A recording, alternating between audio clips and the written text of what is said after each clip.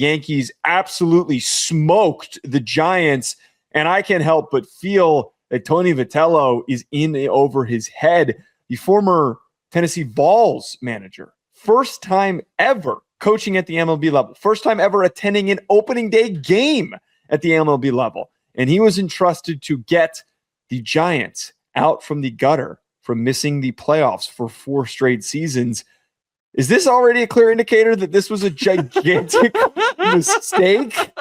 Like, I don't know. Getting smoked, shut out, 7-0, out hit 10-3. Am I getting seriously? Am I being a little overreactionary for baseball? Shut up. There's only like 5 games, right? No. That's a funny ass bit, man. Starting off overreacting to the first baseball game of the year is so funny. You'll have plenty of time with the Giants to get right. 7-0, ugly look. 7-0, having it cracked open and game over by basically the 3rd inning. Awful look. Tony Vitello is going to be like the manager to watch this year. One, he's very handsome and studly and looks good on TV, so people want to watch him. I understand that. And I guess it's better than actually, no, it's not better than a 65-year-old former player in full uniform with a gut and a beard that's still tucking his jersey in, opposed to windbreaker Vitello. His translation into the MLB is going to be fascinating because he ran a very exciting program at Tennessee. They were very good. You would hope they were good with how much great baseball talent is in the South, and they can recruit their asses off and get great players. But they played like dickheads, and they were mouthy, and they were arrogant, and they were loud, and teams did not like that. And that's going for SEC baseball. And that's where everyone is mouthy and arrogant and loud. College baseball is like WWE. Oh my God, dude. It's actually really funny to be parallel. I don't follow or watch college baseball that closely, but my co-host for Ruffino, Joshua Blake Ruffino, is so in the weeds and he keeps trying to get me into it. So I'm like adjacent to it. I see everything that's happening. I don't watch the games. I understand who's in the hunt and all that and whatnot. If you think that there is a decorum, well, that wasn't what I was going for. But if you think that college football and college basketball gets heated, it gets an extra level of heated because you have to be extremely passionate about your schools to sit and to watch college baseball. So it is the SEC. They really have that dominance complex over everybody when it comes to baseball. The players are trying to look flashy and fun for the pros because they know that the MLB wants guys that are exciting, especially guys that can relate to American fans, aka American players that speak English. So you're looking for that pop out of college, and it gets rowdy in the SEC. Vitello led that charge and proudly did it also, which rubbed people the wrong way. He said, I run this program my way. I kind of look like a D-bag, in not a disparaging way, but in the technical way, if that makes any sense to you, with the clean-cut beard and the hair and everything. And that fit in San Francisco. This is why I'm worried. The San Francisco Giants are like a quirky team. They're not an arrogant, get-in-your-face, loud team. That is not the style of baseball that they play. It's not what their fans do. Their fans do bits. Their fans sit in McCovey Cove in kayaks waiting for home run balls. Their fans.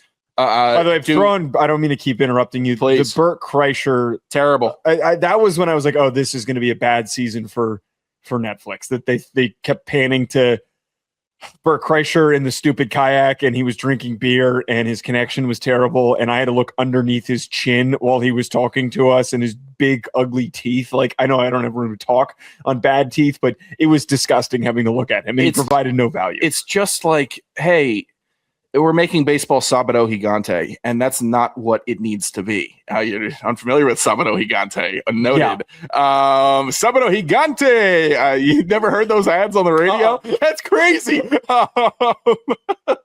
It just should be baseball, and you just need a panel to talk about the lineups and give a preview and then go to the game. It's a boring sport. I don't need bits in a baseball game. It doesn't need to be funny. And all these preview shows all think they need to be funny. And the only thing worse than just a guy being not funny is a bunch of people who think they're funny who aren't funny. God. And it's forced fun, and it's grating. And that is not the pleasurable experience for me getting in the mood for a ball game. It was a very bad booth. And I think that point that you're making, forcing something that trying to do too much and forcing something feels like the best way to describe the Vitello hire. This was, for anyone who doesn't know this, it's not like the NFL in college football and also the NBA and college basketball, where guys who have sustained success are plucked out of the college level to move on to the professional level.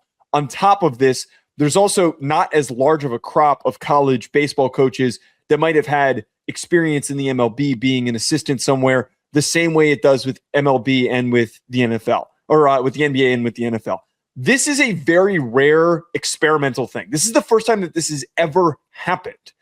I really am generally very perplexed why Vitello was the guy that they hired. He's not even the most successful college baseball coach. He was an up-and-comer. Yeah. And he's starkly handsome. Maybe that doesn't hurt. Part of the approach that you've got. Although I don't know if San Francisco to me would be a location. Like if it was in LA, if he became the Dodgers coach or something like that, I could understand it because. Well, the Dodgers coach is big old fat Dave Roberts, and I love big old fat Dave Roberts, but that's what major league managers are. They're former players, and they stick around the game, and they just go from team to team to team, and then they become a pitching coach, and then they go back to managing, and then they get fat, and then they just set lineups. It's not okay. It's also. The baseball manager doesn't do as much as the head football coach in a game. No. So it's different. So what am I going to be weighing Vitello's performance on? A lot of the vibes of the team, if they can escape terrible losing skids, if they're not getting blown out every game, like, can he prove to me that he can keep a steady ship? It is what I care about, and not just be Savannah Bananas energy guy the whole time that's trying to stoke the crowd and get everybody stoked on Giants baseball. You might as well, at least if you had hired the Savannah Bananas manager, you would have been hiring someone out of the professional ranks. That's a funny line. Yeah, it's just I'm being serious. I mean, he's equally as qualified. I know I'm being extremely hyperbolic with this entire segment. There is an entire 161 games ahead of him to get this figured out and to fix the footing underneath him. There's been plenty of coaches, too, that in other sports that have made the leap, started slow, and then eventually built their way up. But I already have shades of Urban Meyer. I already have shades of this not really working. Because you can't maneuver your way with a cheeky NIL deal to fix your roster. That's right. You know what? One thing I was thinking about. Point. You know what I was thinking about with this? He's never had to navigate speaking to someone who doesn't speak English that he's coaching, unless there's like and I'm not familiar with the Tennessee roster. A couple on Tennessee, maybe. I don't imagine that I'm is with you. That is one of the skills of being an MLB manager compared to any other sport, to know how to directly, capably communicate to guys that are from South America, guys that are from Asia. I feel like that was one thing that was completely just overlooked. Learning to do that on the job, that's not a circumstance of we're going to learn how to set our roster and manage the practice squad. We're gonna learn how to navigate game planning on the job. All those things. Learning how to actually communicate with someone who doesn't speak the language that you speak, and also to inflect the same level of direction that you would to somebody who's an English speaker. That is a complicated task that nobody talks about. So Tony, yeah, okay. So your day. You wake up, breakfast, and we go to film, and then we're doing infield at 11, infield and outfield at 11, BP right after that. You got Duolingo during lunch, and then afterwards, we're back out for the game. Okay? Are you ready, Tony? All right. Break. So why wasn't Tony Vitello picked as the Italian coach for the Italian team? Why wasn't he? I don't know. In consideration. Dude, I'm going to find out he's not that Italian team. I don't know. Joe Serralo sent me this when I booked him for Monday, so I assume that he's Italian. Okay. He sent me the hand emoji, so I guess that's brothers in arms. Yeah, I can't wait I'm going to get him riled up on Monday. I'm going to get him extremely riled Well, up. he's probably going to defend as a handsome person himself. He's probably going to love Vitello. Well, but that's my point. As a handsome as Italian a hot idiot, he's going to be like, oh, I could coach in the MLB now. I can't wait. I absolutely can't wait. I'm going to get him as riled up as possible because it's his bit. He's going to find ways to find parallels between the one another.